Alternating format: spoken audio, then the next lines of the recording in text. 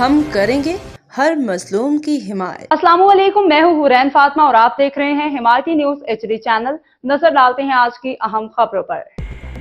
سانگھڑ ضلع بھر کے دیگر سرکاری ملازمین کی طرح بلدیاتی ملازمین کی جانب سے اپنے مطالبات کے لیے احتجاج کیا جا رہا ہے۔ اس پر بات کرتے ہیں اپنے نمائندے اشفاق سلیری سے۔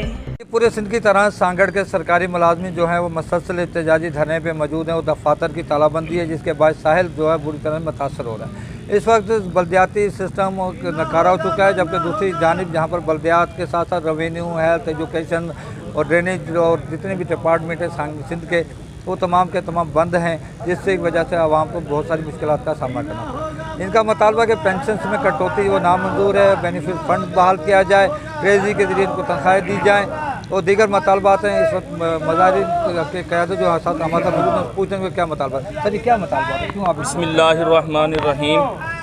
جب بھی سلطانی ملے گی جبر و استبداد کو، لب ترستے ہی رہیں گے ہر گھڑی فریاد کو۔ آج ہمارا یہ چوتھا دن ہے جو پورے سندھ کے اندر سرکاری ملازمین اپنے مطالبات کے لیے سراپا احتجاج ہے، جس میں ڈیسپیٹری الاؤنس ہے، DR الاؤنس جس کو کہتے ہیں۔ اس کے علاوہ جو پینشن میں جو کٹوتی کی گئی ہے خاص طور پر، اس کا ہمارا مطالبہ ہے کہ وہ واپس لیا جائے، سن کوٹا بحال کیا جائے، گروپ انشورنس کا معاملہ ہے، اور خاص طور پہ لوکل گورنمنٹ کے جو ملازمین کی تنخواہوں کا مسئلہ ہے وہ آن لائن کیا جائے۔ تو تمام جو سرکاری ملازمین ہیں اس وقت مایوسی کی کنڈیشن میں ہیں۔ یہ ہمارا بھی یہ ہمارا انشاءاللہ 27 تاریخ تک الٹیمیٹم دیا گیا ہے، پورے سندھ میں تالہ بندی رہے گی۔